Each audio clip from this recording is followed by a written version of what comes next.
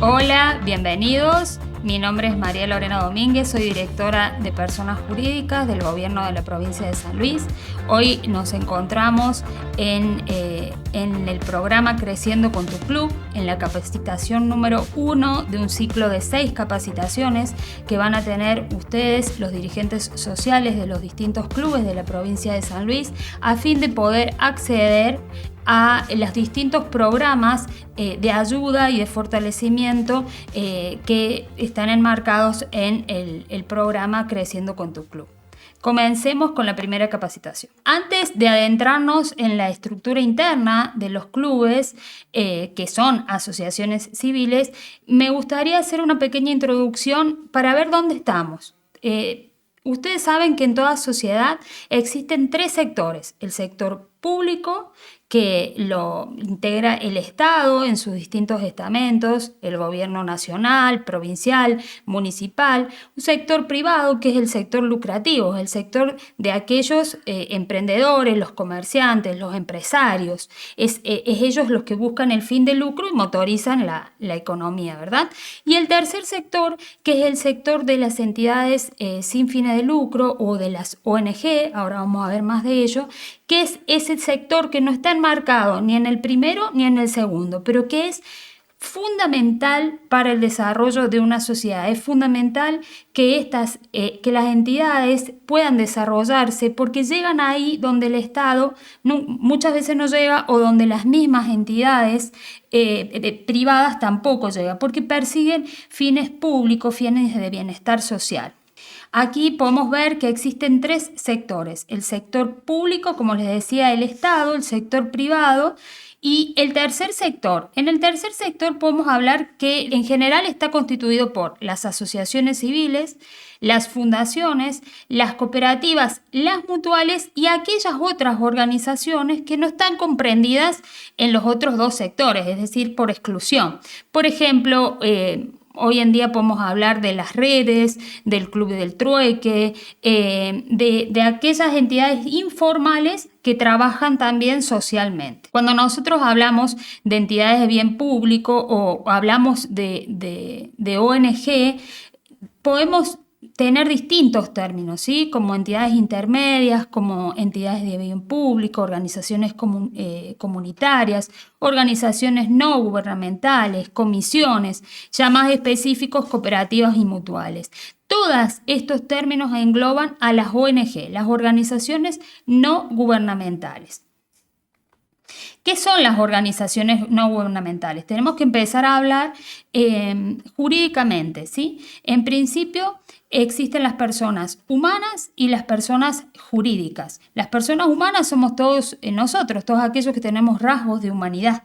Y las personas jurídicas son entes susceptibles de adquirir derechos y contraer obligaciones, como las personas humanas, y que pueden ser públicas o privadas. Las personas jurídicas públicas son el Estado, la Iglesia Católica, las universidades, aquellos entes que se crean con la finalidad como persona jurídica pública. Y las personas jurídicas privadas van a ser las que vamos a hablar hoy aquí, ¿sí?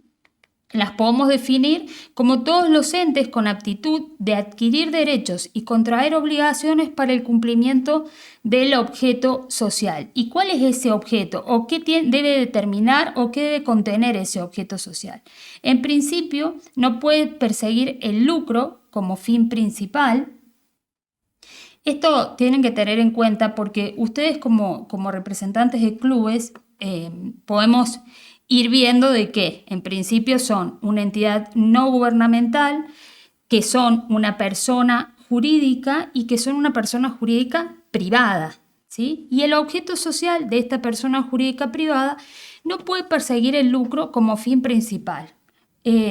Ustedes deben recordar que antes siempre se decía entidades sin fines de lucro, como que el lucro era prohibido en las entidades civiles.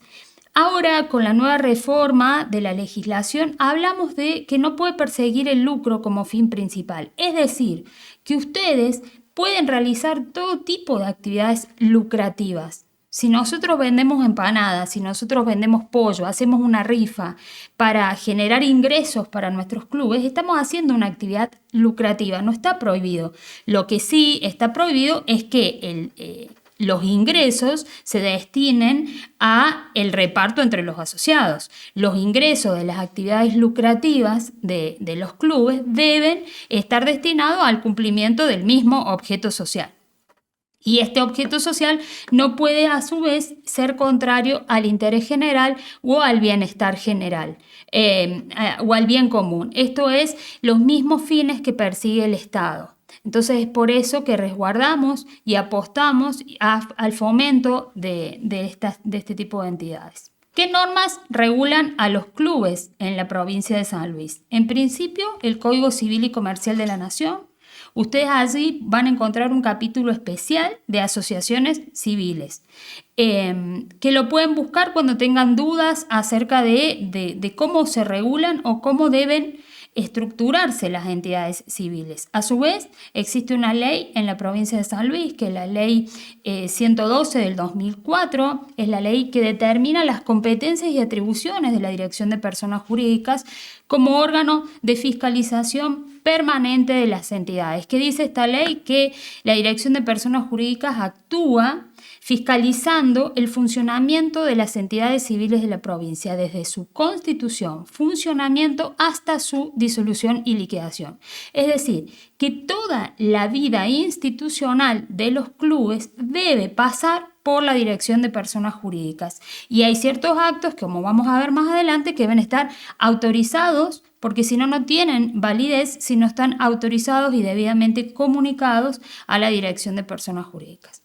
A su vez, hay una resolución general vigente, que es la resolución general número 38 del 2018, que regula, determina todos los trámites que se deben presentar y qué deben contener estos trámites ante la Dirección de Personas Jurídicas. Más allá de que ustedes tienen disponibilidad en la página de la dirección, en esta resolución pueden encontrar cuestiones más específicas, por ejemplo, cómo debe ser el objeto de una entidad, el nombre, la denominación que no puede estar repetida y demás. Cuestiones generales que está bueno que por ahí, si ustedes tienen tiempo, lean esa resolución, porque también abre mucho en sentido de que digamos, mira, esto es así por esto, o nosotros tenemos que, si vamos a reformar el estatuto y cambiar el nombre, tenemos que hacer una reserva de denominación. Digamos, es bueno tenerlo en cuenta que existe esta normativa, ¿no?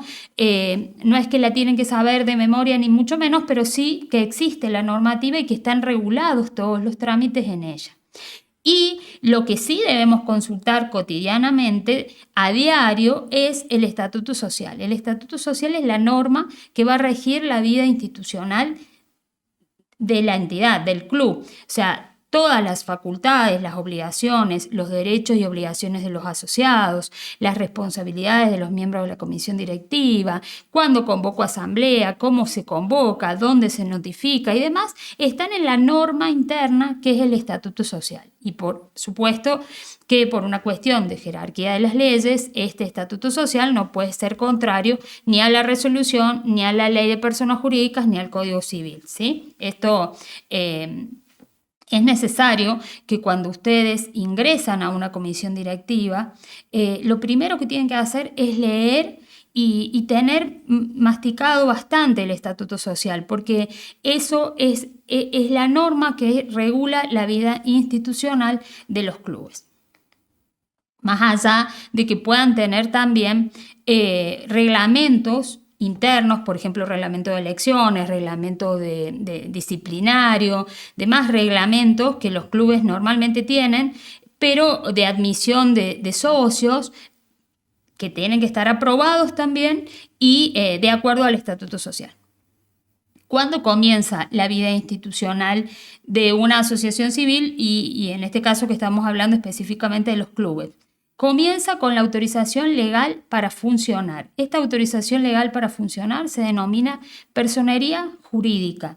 La personería jurídica es una resolución que se entrega desde la Dirección de Personas Jurídicas, que tiene un nombre y es un número, perdón, y ese número que está arriba a la derecha es el número que va a identificar toda la vida de la entidad. Siempre la personería jurídica es ese número de resolución que, para hacer una comparación con las personas humanas, podríamos decir es el DNI de las entidades. Y lo tenemos que tener presente porque es lo que rige o es el número que va a regir la vida de la entidad. A su vez, dentro de la Dirección de Personas Jurídicas, nosotros identificamos a las entidades con el LPJ, el número de legajo archivo de la personería jurídica, de la persona jurídica. O sea, nosotros lo identificamos con un LPJ. Este LPJ, como ustedes ven ahí en el ejemplo, va a tener un número y una barra y un año. Y entonces es necesario que ustedes sepan estos dos números, el número de resolución de persona jurídica y a su vez el número de LPJ para que sea más ágil, para que sean más ágiles los trámites. Ahora vamos a comenzar con la estructura interna de los clubes, cómo se estructuran internamente, y vamos a ver específicamente el tema asociados y asambleas. Bueno, hasta aquí vimos una introducción para saber qué son los clubes. Entonces podemos decir que los clubes son una ONG, son una organización intermedia de la sociedad que formalmente se constituyen como personas jurídicas privadas y bajo la forma generalmente de asociaciones civiles. Sé que para Creciendo con tu Club existe otro tipo de entidades, por ejemplo algunas mutuales que participan o que pueden postularse para este programa, que no las vamos a ver aquí y lo que estamos viendo en esta capacitación es específicamente para los clubes que tienen personería jurídica. Comenzamos. Nos vamos a adentrar en la estructura interna de las asociaciones civiles y yo voy a ir realizando algunas salvedades específicas con respecto a los clubes, ¿sí? Toda asociación civil se estructura mediante 3 órganos internos: una asamblea de asociados, la comisión directiva y la comisión revisora de cuentas. La asamblea de asociados como órgano deliberativo, como órgano de gobierno máximo de la entidad, la comisión directiva como órgano de gestión y administración de las entidades y la comisión revisora de cuentas como órgano de fiscalización interna. Esta fiscalización de la comisión directiva y con la función principal de ser el nexo entre los asociados y la comisión directiva. Lo que vamos a ver en esta primera capacitación es la asamblea de asociados. Para ello, primeramente tenemos que hablar de qué son los asociados. Los asociados son la esencia, los abogados decimos son el substratum de la entidad, porque es la naturaleza misma de la entidad. En las asociaciones civiles el elemento personal es el elemento fundamental. Por ejemplo, es una de las diferencias principales con las fundaciones, en donde en las fundaciones el elemento principal es el elemento patrimonial. En las asociaciones el elemento principal es el elemento personal, son los asociados, son aquellas personas que juntaron sus voluntades para dar o constituir una asociación civil. Ellos configuran este vínculo asociativo, que en principio lo van a formar aquellos asociados fundadores, y que después los que se vayan sumando se van sumando con las mismas características o con las mismas prerrogativas que los fundadores. Esto es importante decirlo porque aquellos asociados que no participaron del acto fundacional igualmente tienen los mismos derechos a participar de las asambleas, a que se oiga su voz, a poder formar parte de las comisiones directivas, etc. ¿Cómo ingresan los socios una vez que está constituida o una vez que está funcionando una entidad o un club? Ingresan siempre por la forma que lo fija el estatuto. Normalmente es facultad de la comisión directiva dar o admitir un socio. ¿Cómo se hace? Se hace mediante un acta de comisión directiva. El socio presenta un formulario de admisión que por ahí algunos estatutos dicen debe venir refrendado por la firma de 2 socios activos o de algún socio fundador. Puede restringir eso el estatuto, pero siempre la comisión directiva recibe la ficha y si admite al asociado, que también lo puede rechazar, obviamente, lo debe dejar por escrito en un acta de comisión directiva. Recordando, ya lo vamos a ver en la siguiente capacitación, que la comisión directiva es un órgano colegiado, por eso todas las decisiones que se tomen, inclusive la de admitir o rechazar la admisión de un socio, debe plasmarse en un acta de comisión directiva. En principio, la calidad del socio es intransmisible. El Código Civil fija que la calidad de socio no se puede transmitir, porque mi papá era socio, el hijo va a ser socio, o porque el hijo es socio, el padre tiene derecho a opinar en la asamblea porque el nene juega al fútbol. No, para tener esta capacidad de formar parte de la entidad, debe ser una admisión personal y no se puede transmitir esta calidad ni de padres a hijos, ni hermanos y demás. El número de asociados surge de la autonomía de la voluntad de las personas que lo forman. Hay que tener en cuenta que el número de asociados no puede ser inferior a la suma de los órganos de la comisión directiva y revisora de cuentas. Es decir, si nosotros tenemos, como normalmente sucede, 5 miembros titulares de la comisión directiva, presidente, secretario, tesorero, 2 vocales titulares, más los 2 suplentes, más el revisor de cuentas titular y el revisor de cuentas suplente, son 9 miembros, es decir, yo no puedo tener en la entidad menos de 9 asociados. Por ahí sucede que renuncian los miembros de la comisión directiva y renuncian a ser asociados también, y ese club o esa entidad está en un estado de posible disolución, está en causal de disolución. Hay que tener muy en cuenta esto del número de asociados.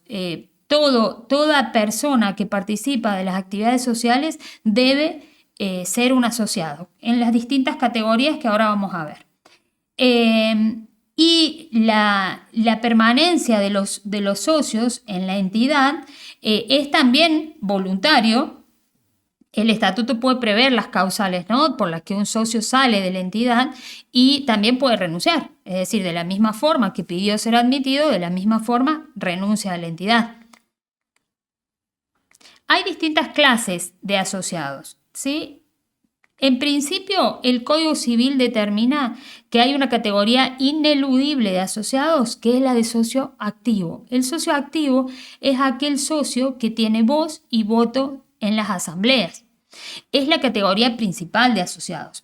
No puede haber, la ley determina que no puede haber una restricción total a la calidad de socio activo. Hay alguna vieja dirigencia que no quería que se incluyeran socios activos. Entonces, había clubes que tenían 500 personas jugando en distintas categorías o en distintos deportes, y los asociados activos son 100 o son 50. ¿Por qué? Porque las comisiones directivas restringían este acceso a los socios activos para que, no sé, para permanecer en el cargo o para que no se les complicara a la hora de las asambleas, de tener que notificar a más socios. ¿Nosotros qué recomendamos?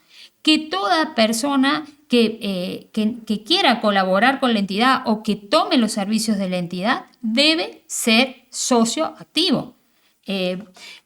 Por ahí no tiene sentido. Ahora vamos a ver las categorías. Ustedes ven que existe la categoría de socio adherente, que dice que son aquellos socios que no reúnen la calidad de activo. Pero no hay que mandar a todos a socio adherente. Socio adherente es que, ¿qué significa? Que cuando nosotros tenemos, por ejemplo, un centro de jubilados, me salgo de los clubes, tenemos un centro de jubilados y para ser socio activo tenés que ser una persona de más de 65 años y vos querés ser socio, querés pagar la cuota social y querés colaborar con la entidad, entonces, como no reunís las condiciones para ser activo, pasás a ser socio adherente. Lo que no se justifica en entidades que no tienen ese nexo aglutinante. El nexo aglutinante es esa característica especial que decimos, por ejemplo, centro de jubilados. Entonces, en las otras entidades, en la mayoría de los casos, inclusive los clubes, no tiene sentido esta discriminación entre socio adherente y socio activo.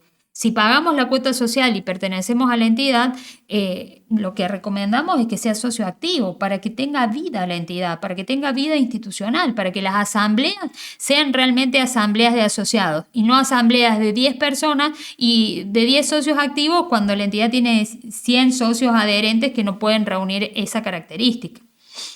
Los socios menores son aquellos socios que participan, que toman las actividades sociales, que participan de la entidad, pero que son menores de 16 o 18 años, como determina el estatuto social. No tienen voz en las asambleas, no tienen voto en las asambleas, pero sí pagan su cuota social como asociados. Ahora voy a volver a este tema de los socios menores específicamente para los clubes. Después tenemos la categoría de socios honorarios, que son aquellas personas a los que se les reconoce por los servicios prestados o qué sé yo. Algunas entidades ponen como socio honorario al intendente de la ciudad, al gobernador porque les hizo una obra. Ese es el fin del socio honorario, de darle la característica de socio por el reconocimiento a su actividad, a su actuación para con el club. Y los socios vitalicios normalmente son aquellos socios activos que algunos estatutos, sobre todo los más viejos, fijan esta categoría de decir, bueno, el socio que permaneció, por ejemplo, 25 años como socio activo pasa a la categoría de socio vitalicio. Algunos estatutos hablan de 20, otros de 30 años. Es como un reconocimiento a que durante tantos años tuvieron esta calidad de socio, no perdieron la calidad de socio activo. Volvemos a los socios menores en los clubes. Es muy importante que en los registros de asociados, en el libro registro de asociados que ustedes deben llevar, estén incluidos los socios menores. El socio menor, el niño de 6, 7 años que va y toma clases de vóley, de mini vóley o de fútbol infantil, es un socio más. Que no pueda participar en la asamblea porque es menor de edad y no tiene la capacidad para hacerlo es otra cosa, pero es socio de la entidad. Se lo debe asociar como tal y a su vez se debe cobrar la cuota social. Entonces hay que discriminar entre cuota social y cuota deportiva. Yo soy menor, pago una cuota social, por ejemplo, de 2.000 pesos. Y a su vez tomo clases de vóley de la entidad, bueno, me cobrarán 10.000 pesos de clase de vóley, pero yo por mes tengo que pagar la cuota social y la cuota deportiva. Y si el niño a su vez toma clase de futsal, bueno, también tendrá que pagar la cuota deportiva correspondiente. Volviendo a lo que les decía hace rato, tampoco el papá del nene tiene derecho a ser socio porque el nene tome servicios del club. Pero sí el padre, si quiere participar de la vida institucional, puede presentar su formulario de admisión, como les decía recién, y ser socio y pagar solo la cuota social.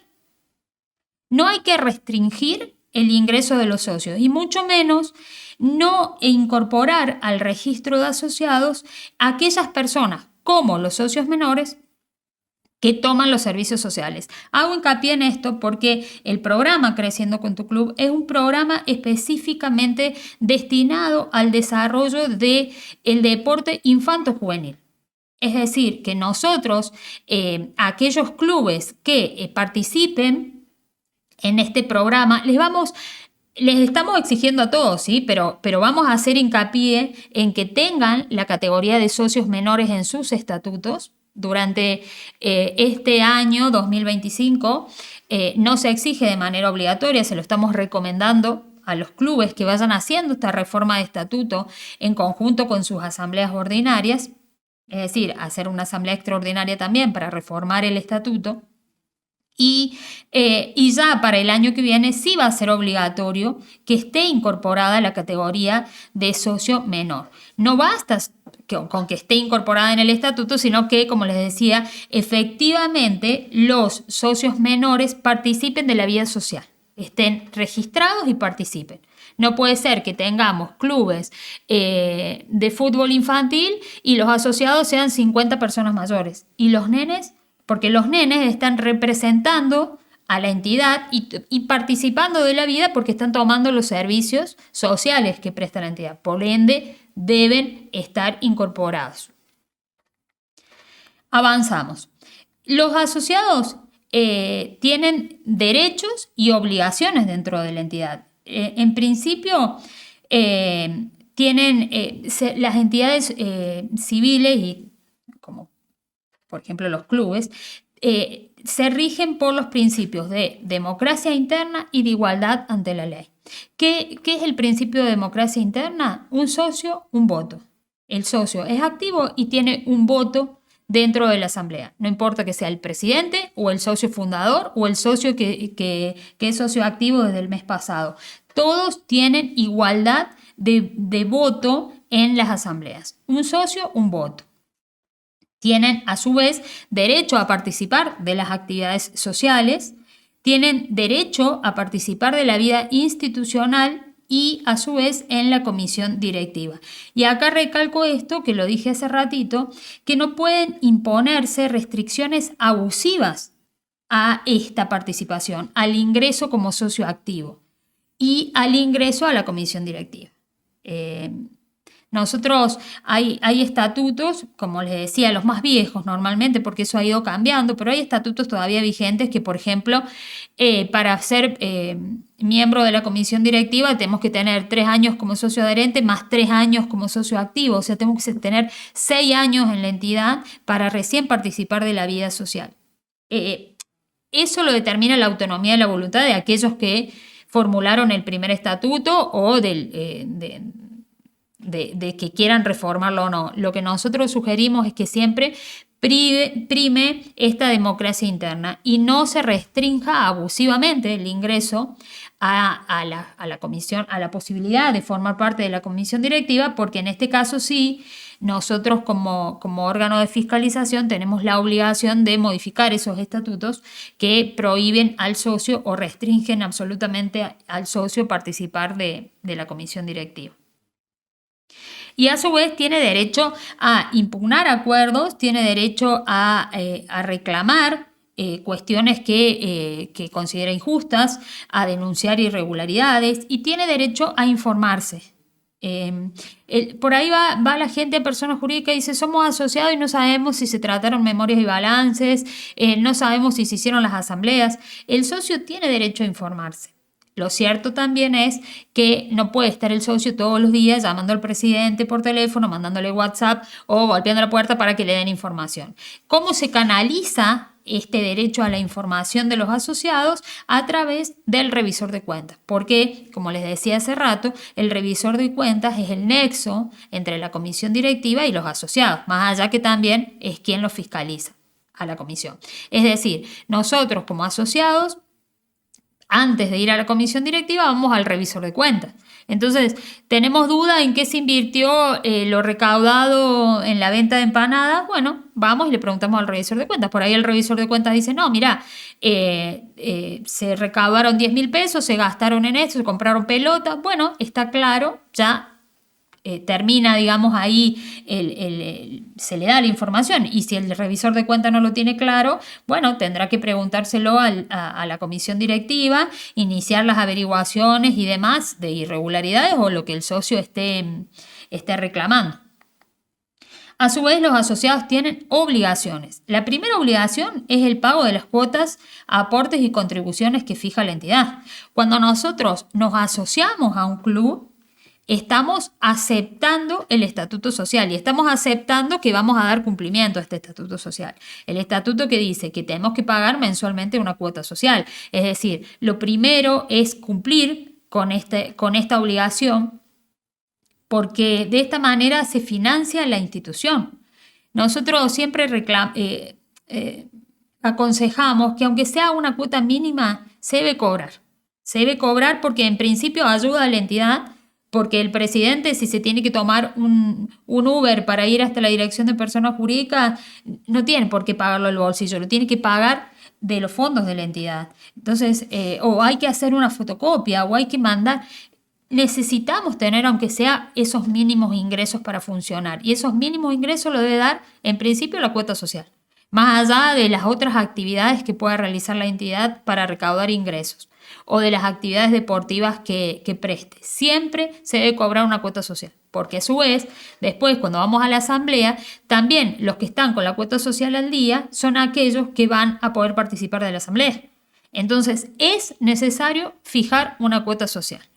Y ahora ustedes deben estar pensando, con lo que yo les estoy remarcando, de que el niño, que a su vez debe pagar la cuota deportiva, debe pagar la cuota social, y sí, lo debe hacer, debe pagar. Por eso, aunque sea mínima la cuota, pero se debe discriminar. Por ahí deberemos bajar un poquito la cuota deportiva, o veremos cómo lo discriminamos. Pero hay que cobrar esa cuota social, porque esa cuota es la que determina la relación de la persona con la entidad. Si no, ¿cómo lo relacionamos? Sí o sí, siendo asociado. A su vez, debemos cumplir y compartir las finalidades de la asociación. Vamos todos para el mismo lado, ¿sí? Todos los asociados y la comisión directiva vamos para el mismo lado. Hay muchas veces que chocamos los asociados con la comisión directiva. No, tenemos que ir todos para el mismo lado. Y debemos cumplir las resoluciones y abstenernos de realizar diversos actos que no van con las directivas de la institución. Si nosotros votamos una comisión directiva y esa comisión directiva impone ciertas cuestiones, las debemos respetar, porque para eso los votamos y los elegimos en la asamblea anual. Entonces se deben acatar las resoluciones y cumplirlas. A su vez, existe un régimen disciplinario de los asociados. Es un derecho implícito de la asociación poder tener un régimen disciplinario, porque si no, el asociado no puede hacer lo que quiere. ¿Está bien? Entonces, incumplo una resolución de la comisión directiva, voy en contra del estatuto, voy e insulto a la comisión directiva. Bueno, en algún momento decimos, bueno, tenemos que sancionar al asociado. Pero esta sanción al asociado se debe hacer mediante un procedimiento disciplinario. No, lo sacamos de la entidad. ¿Y cómo lo sacamos? Lo sacamos en principio con un procedimiento, porque después el socio viene a personas jurídicas y dice, no, me expulsaron. Y bueno, nosotros lo primero que tenemos que ver es que el procedimiento disciplinario haya sido el correcto. Porque si no se hizo el procedimiento y realmente merecía ser expulsado, nosotros tenemos que decir, no, el socio se le debe admitir su calidad porque no se hizo el procedimiento correspondiente.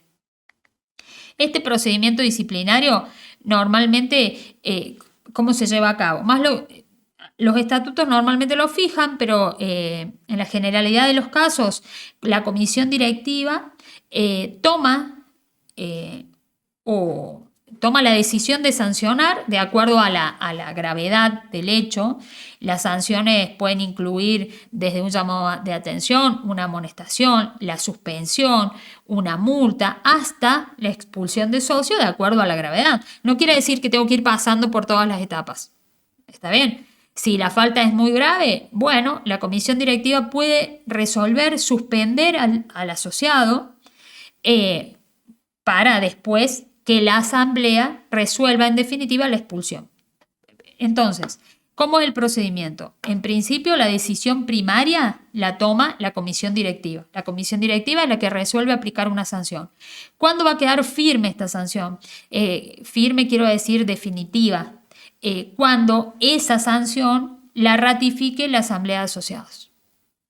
Entonces, le damos derecho de defensa al asociado, porque por ahí el asociado tiene razón, se peleó con el presidente de la entidad y el asociado tiene razón y el presidente le tenía bronca y dice, bueno, expulsémoslo, y bueno, le damos la posibilidad al asociado de que en la asamblea pueda ejercer su derecho de defensa. Actúe de esta manera por esto, o qué sé yo, que lo escuchemos. Y los asociados, que como les decía al principio, constituyen el órgano de gobierno máximo de la entidad, el órgano deliberativo, que es la asamblea, van a resolver en definitiva. Ahí termina el proceso interno de sanción. Igualmente, puede el asociado recurrir esta sanción, es decir, como una apelación, un recurso ante la Dirección de Personas Jurídicas. Y ahí es donde nosotros resolvemos en definitiva. Por eso es que, como esta capacitación está dirigida a ustedes los dirigentes, entonces les recomendamos que lleven estos pasos, que hagan el procedimiento disciplinario que determina el estatuto, para que después cuando llegue persona jurídica no tengamos que volver todo para atrás y hacerlo de nuevo, porque por ahí es un desgaste. Y ante la menor duda, por supuesto, siempre estamos para que nos consulten y hacer el procedimiento como corresponde. Bueno, ya vimos hasta acá quiénes son los asociados, quiénes integran el órgano deliberativo máximo, que es la Asamblea de Asociados. Tenemos 3 tipos de asambleas en las asociaciones civiles.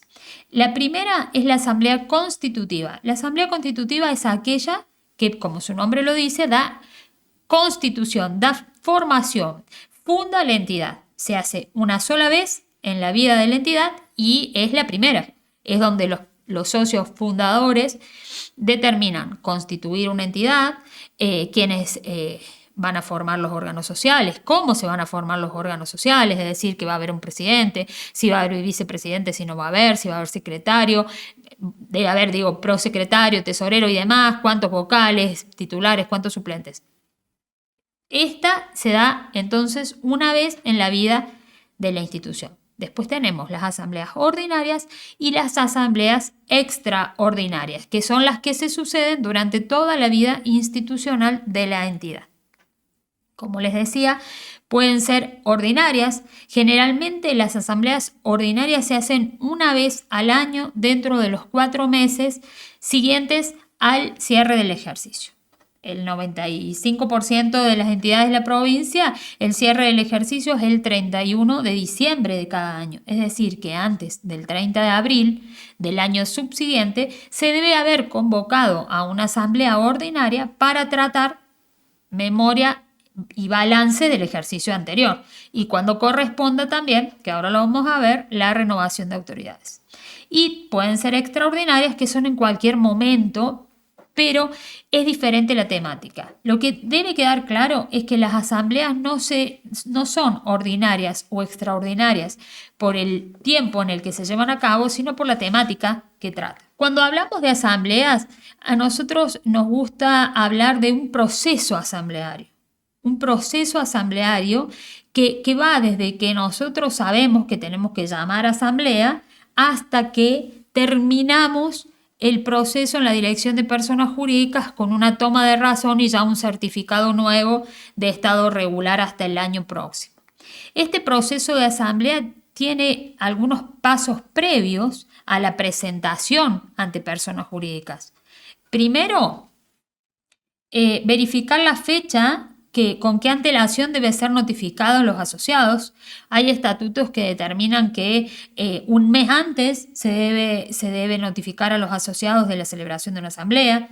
Nosotros pedimos por lo menos 15 días hábiles antes que estén notificados los asociados. Es decir, que nosotros tenemos que ver antes de llamar a asamblea estas cuestiones, ¿no? ¿Cuánto tiempo antes necesito notificar? ¿Cuánto tiempo antes necesito convocar a asamblea? Para que después no se nos junte todo. ¿Cuánto tiempo necesito para presentar los papeles en personas jurídicas? El segundo punto como tips que les podemos dar es que verificada la fecha se realice la reunión de comisión directiva en donde se convoque a asamblea. La comisión directiva determina qué día se va a realizar la asamblea y cuáles van a ser los puntos del orden del día que se van a tratar en esa asamblea. Esto es primordial para después poder realizar la notificación a los asociados. ¿Y a quiénes vamos a notificar? Debemos confeccionar el padrón electoral. Padrón es el listado de socios habilitados para votar. Vieron que cuando ustedes van a personas jurídicas y deben realizar la asamblea, se les pide listado de socios habilitados para votar. Bueno, es el padrón electoral. Es depurar el libro de registro de asociados. Ustedes tienen el libro de registro de asociados donde van a tener los socios activos, que estén al día con la cuota social, los socios menores, los socios que se les dieron de baja, ¿está bien? Ustedes en el libro tienen todos los asociados. Lo que van a hacer es depurar ese libro y pasar a este listado o a este padrón a aquellos asociados que están en condiciones de participar de la asamblea, que ya vamos a ver cuáles son. Y después de eso se debe realizar la notificación de acuerdo a lo que establece el estatuto y la dirección de personas jurídicas. Nosotros hasta 50 asociados permitimos que a entidades que tienen hasta 50 asociados permitimos que la notificación se realice de manera personal. Es decir, les hacemos firmar una planilla donde está la convocatoria y donde se anoticia al socio de que se va a realizar la asamblea. Y ya entidades con más de 50 socios, más allá de las condiciones que imponga el estatuto para llamar a asamblea, debe también notificarse mediante boletín oficial de la provincia, un día en el boletín oficial. Y se debe solicitar entonces, cuando reunimos toda la documentación que pide personas jurídicas, y cuando ahí nos odian totalmente porque es bastante, pero bueno, es la única forma que nosotros tenemos de verificar que la entidad está haciendo las cosas bien, no que llamamos entre gallos y medianoche a una asamblea y los asociados no se enteraron, por ejemplo. Es decir, necesitamos verificar el cumplimiento de estos requisitos. Una vez entonces que se junta toda esta documentación, se solicita autorización para la celebración de asamblea. Se debe solicitar, no puedo realizar una asamblea que no esté solicitada y autorizada por personas jurídicas. Esta solicitud se debe realizar con 15 días hábiles de antelación de la asamblea. ¿Por qué estos 15 días hábiles? Porque podemos corregir alguna cuestión que falte, por ejemplo. ¿Está bien? O trajeron el libro de registro de asociados sin asentar las cuotas pagas, o faltó notificar a 2 asociados. Entonces nosotros necesitamos este tiempo para ustedes y para nosotros para verificar y que podamos tener tiempo a corregir y que ustedes puedan realizar la asamblea efectivamente. Y bueno, en este pedido de autorización debemos adjuntar toda la documentación preasamblearia. Cuando la convocatoria a asamblea se realizó en tiempo y forma, es decir, cuando ustedes adjuntaron la documentación, corregimos lo que había que corregir o estaba perfecto y no corregimos nada, desde la Dirección de Personas Jurídicas se emite una autorización a asamblea. Esta autorización de asamblea es un formulario, ustedes lo deben haber visto, donde dice que el presidente, señor Juan Pérez, ha solicitado asamblea para el día tal, en tal lugar, a tal hora, para tratar el siguiente orden del día. Es una constancia que está numerada donde se autoriza la asamblea. Ustedes no pueden realizar una asamblea que no esté autorizada. Una asamblea que nosotros no hayamos emitido una autorización. ¿Qué pasaba antes? Que le decíamos por teléfono, sí, hace la asamblea, está autorizada. No existe el hacer la asamblea está autorizada. O hacerla que te la vamos a autorizar o la hacemos y ya la van a autorizar porque son buenos. No, porque si no está autorizada y después viene un socio y dice no me enteré o le impugna la asamblea porque no tenía la autorización, para nosotros esa asamblea no va a ser válida. Entonces, sí o sí, para realizar una asamblea necesitamos tener el papel, la autorización, el papel o el PDF que les mandamos por mail ahora, donde esté la autorización a asamblea. ¿Y qué tratamos en las asambleas? En principio, las asambleas ordinarias. En las asambleas ordinarias, normalmente la comisión directiva rinde cuentas a la asamblea de asociados que los eligió de lo que hicieron durante todo el año. Esta rendición de cuentas se lleva a cabo con la presentación de distintos documentos, que son temas a tratar, que son puntos del orden del día. En principio, la memoria, el balance general, el informe del revisor de cuentas, el informe del auditor, la elección de autoridades y algún otro tema que esté incluido en el orden del día. Como les decía, hay ciertos entonces documentos que deben ser tratados en la asamblea. El primer documento es la memoria. La memoria es un documento escrito que debe estar firmado por el presidente de la entidad, donde cuenta qué se hizo durante todo el año. O sea, traducción fácil. En el mes de enero sigo con las empanadas, vendimos empanadas para cubrir el viaje de los chicos a Paraná. En febrero los chicos efectivamente viajaron a Paraná, llevamos a cabo, participamos, salimos terceros en la categoría tal. En el mes de marzo hicimos tal actividad. Y así narramos la actividad del club durante el año que se corresponde con el balance que vamos a tratar. Y lo confecciona la comisión directiva, lo firma el presidente. Otro documento que se trata es el balance general. El balance es responsabilidad de la comisión directiva. Lo firma un contador público, pero no es responsabilidad del contador público. Porque, ¿qué pasa?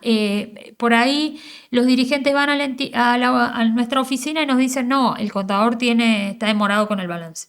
No puedo llamar a asamblea. Sí, pero los irregulares son ustedes, el club. Entonces debemos exigirle nosotros o llevarle los papeles con tiempo también al contador para que realice el balance. Pero ustedes fíjense que el contador no firma el balance. El contador firma, vieron la hojita, la última, la hojita esa más dura, pero el balance lo firma el presidente. Entonces, el presidente y el tesorero son los responsables también de la documentación que se le lleva al contador para que esa documentación esté reflejada en el balance y sea el reflejo de lo que realmente se hizo en la entidad. Porque si yo le llevo al contador una bolsa del súper llena de papelitos, un recibito así del albañil, un recibito así del electricista, el contador no lo va a poder contabilizar. Y el balance no va a reflejar lo que realmente sucedió durante todo el año de la entidad. Y nosotros hemos dictado una resolución, que es la resolución 21, que determina que aquellas entidades que tengan menos de 50 asociados y que no tengan inmuebles a nombre de la entidad, pueden obviar el balance firmado por el contador y pueden realizar una planilla de ingresos y egresos, a la que le decimos comúnmente resolución 21, donde firma presidente, secretario y revisor de cuentas, y esa firma la certifican o en la dirección o en la policía o ante un escribano o ante un juez de paz, y ahí ustedes manifiestan los ingresos y egresos que tuvieron durante el año. Esto se hace para que por ahí las entidades más chicas, que les cuesta generar ingresos para el pago de los balances, lo puedan hacer y no pierdan la regularidad en la dirección de personas jurídicas. El informe del revisor de cuentas. Entonces, ¿qué dijimos? Que el revisor de cuentas, ¿cuál es la función principal? Controlar a la comisión directiva. Cuando el revisor de cuentas lo controla, debe asentarlo en el libro de informes del revisor de cuentas. Hoy me junté con la comisión directiva, asistí a una reunión de comisión directiva, les pedí la rendición de cuentas, les pedí el saldo de la cuenta del banco. Está bien, no es que el libro de informe del revisor de cuentas se llena una vez al año sin sentido y copiando un modelo que tenemos ahí en la página y sin sentido de lo que está firmando. Yo siempre digo en las capacitaciones que el revisor de cuentas es una figura fundamental en la entidad, porque es aquella persona, normalmente una, que durante todo el año va a representar a los asociados y va a controlar que la comisión directiva esté actuando correctamente. Entonces, ese informe anual también se debe tratar en la asamblea, donde el revisor de cuentas diga qué es lo que él vio, si está de acuerdo con ese balance, si ese balance refleja efectivamente lo que la comisión directiva reflejó. Recordemos que cada órgano tiene una responsabilidad legal y con la firma ustedes están afirmando que ese balance está correcto o que no hay movimientos extraños, contables y demás. Entonces, no es un papelito así nomás, sino que toda la documentación es documentación que después le va a crear una responsabilidad legal. Y también en las asambleas ordinarias se eligen normalmente las autoridades. los miembros de comisión directiva y los miembros de la comisión revisora de cuenta cuando corresponda. ¿Por qué digo esto cuando corresponda? Porque normalmente las comisiones directivas tienen una duración de 2 o 3 años en el ejercicio de sus mandatos. Entonces, todos los años, dentro de los 4 meses posteriores al cierre del ejercicio, se debe convocar asamblea ordinaria. Todos los años, no cuando se renueva comisión directiva. Entonces, un año se va a tratar solo memoria y balance y otro año quizás memoria y balance más renovación de autoridades.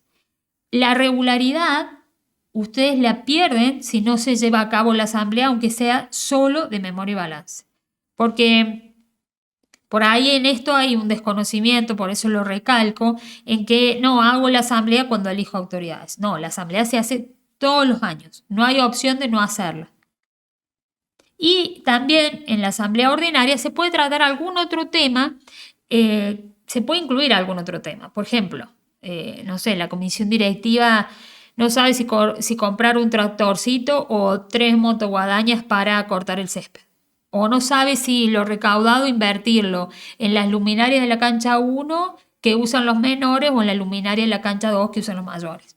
Esas cuestiones que por ahí son más trascendentes o que la comisión directiva dice, no, quiero tener un respaldo de los asociados, porque después no hace cosa que vengan todos los padres de los niños a decir, no, ¿por qué le pusiste la luminaria a la cancha de los grandes y no de los chicos?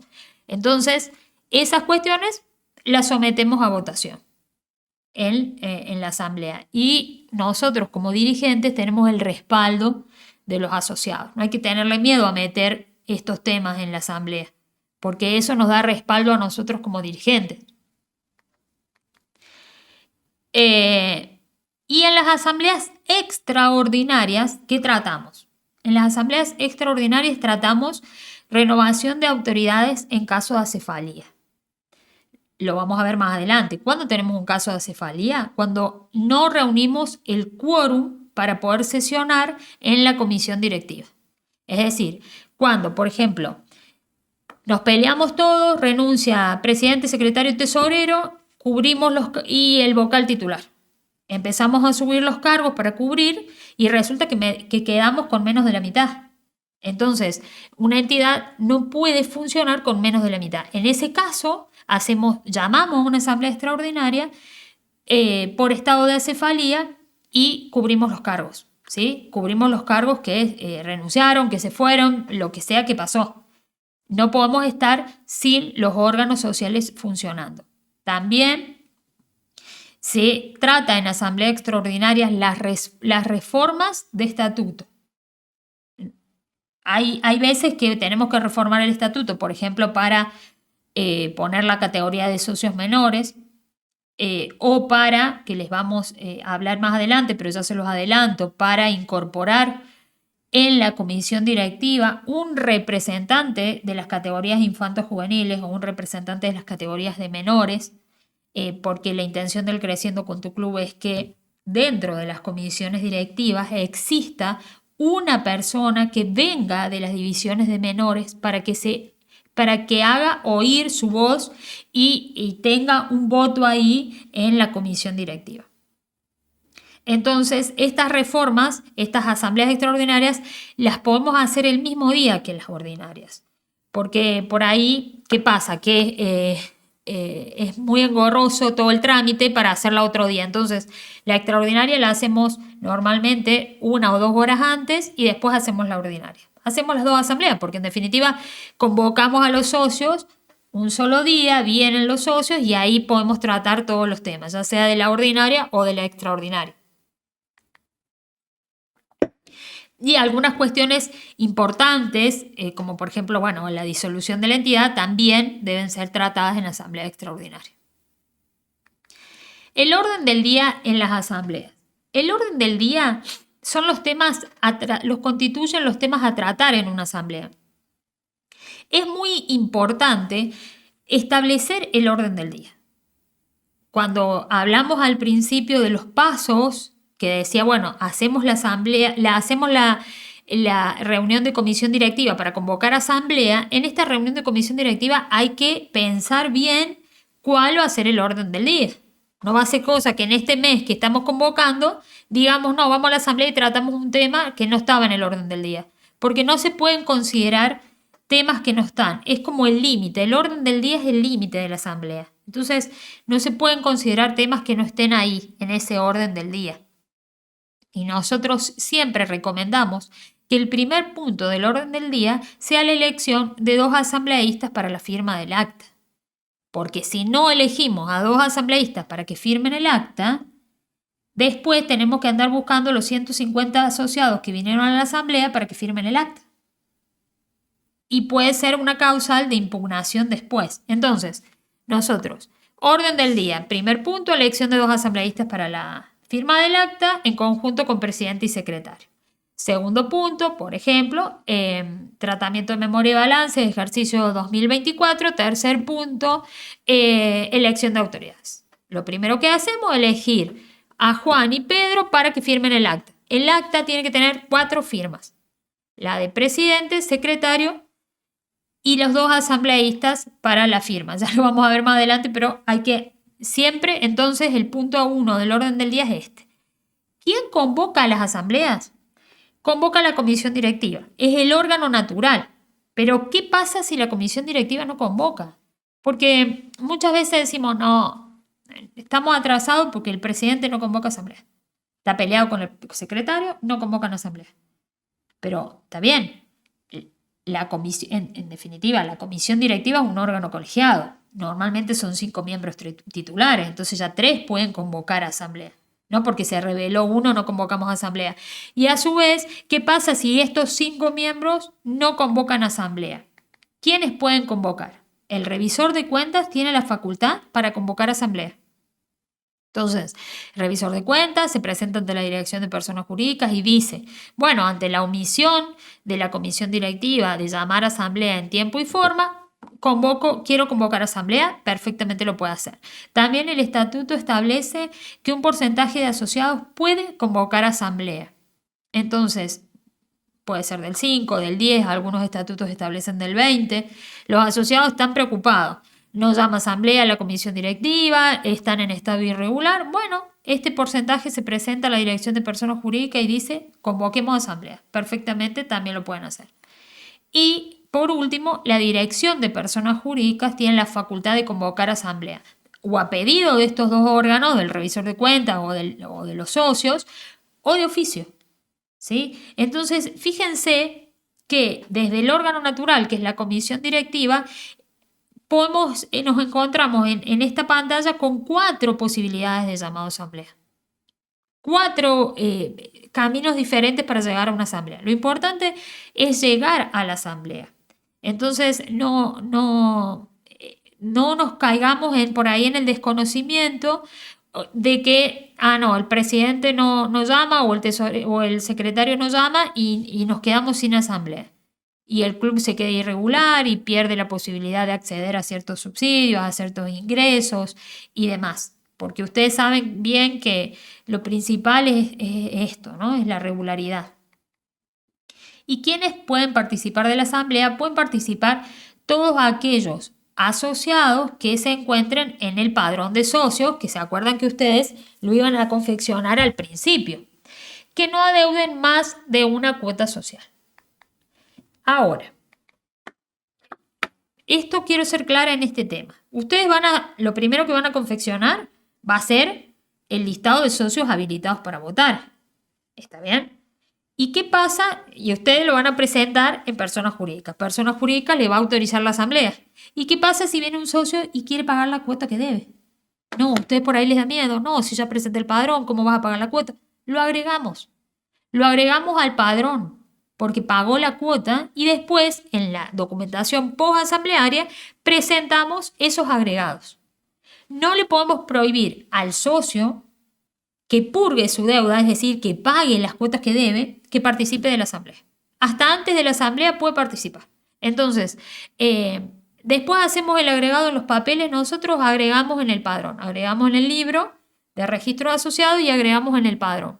Pero no se asusten en este sentido, no, si ya presentamos, ahora ya está presentado el padrón en personas jurídicas, no puedo agregarte, ¿sí? pueden y lo deben agregar, ¿sí? ¿Cuándo se celebra la asamblea válidamente? Con la presencia de la mayoría absoluta de los socios con derecho a voto. Esto es la mitad más uno de los asociados con derecho a voto. Aplaudo y felicito a aquellos que logren esto, pero normalmente no se logra esta mayoría en la asamblea a la hora de la asamblea. ¿Y qué hacemos si no tenemos esta mayoría? Siempre se espera media hora o una hora después, de acuerdo a lo que fije el estatuto, y empezamos con la cantidad de socios que tenemos. Y esto valida la asamblea, valida que se pueda realizar la asamblea. Entonces siempre tengamos en cuenta el momento de la confección del acta de asamblea, que si la asamblea la convocamos a las 10 de la mañana y son 100 socios y hay 40 socios presentes, no podemos poner siendo las 10 horas, ¿sí? Entonces debemos esperar y el acta de asamblea debe decir, siendo las 11 horas del día tal, entonces ahí validamos la asamblea. Fíjense que son detalles que por ahí hacen de que una asamblea sea inválida. Las asambleas las preside siempre el presidente de la entidad. Ahora, si el presidente no está, renunció o está ausente, tuvo que viajar de urgencia, no es que no vamos a hacer la asamblea, la puede presidir quien designe la asamblea a pluralidad de socios. Entonces, no está el presidente, bueno, decimos que Lorena va a presidir la asamblea. ¿Están todos de acuerdo? Sí. ¿La puede presidir otra persona o puede ser el secretario, el tesorero, un vocal, si no está el presidente? Pero normalmente el presidente es quien debe presidir la asamblea. Las decisiones se toman por mayoría de socios presentes con derecho a voto. Es decir, mayoría, por ejemplo. Hay 2 listas para votar, bueno, entonces llamamos a la primera lista, sírvanse levantar la mano cuando no es sobre y por mayoría la decisión se toma.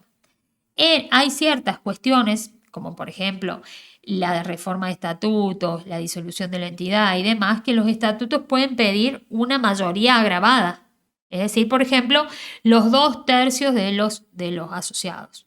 En ese caso debemos respetar esa mayoría. Si no, es por simple mayoría. Si tenemos 10 a favor y 9 en contra, bueno, pues ganó la posición que tiene 10 votos. Y lo de recién, que lo reforzamos. ¿Quién firma las actas de asamblea? El presidente, el secretario y los 2 asociados que elegimos al principio de la asamblea y que pusimos como punto número 1 del orden del día.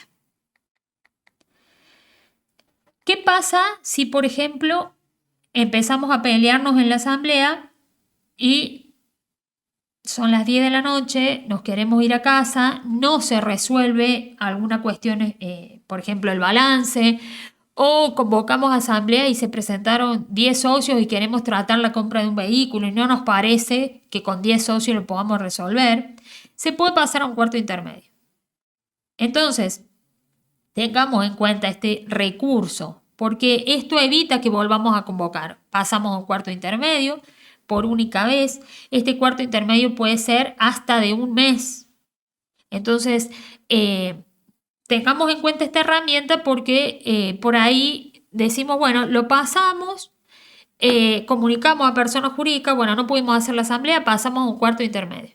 Y listo, y la pasamos para otro día y quizás ese día ya se calmen las discusiones, se aquieten un poco las distintas posiciones, podamos llevar alguna documentación, por ejemplo, qué sé yo, no quieren comprar el auto porque es muy caro, bueno, podemos llevar otros presupuestos, podemos buscar otras opciones, nos podemos tomar ese mes. Tengamos en cuenta que existe esta posibilidad. No a 1 año, porque hay unos que se presentaron un cuarto intermedio 1 año y ya es un montón, hasta 1 mes.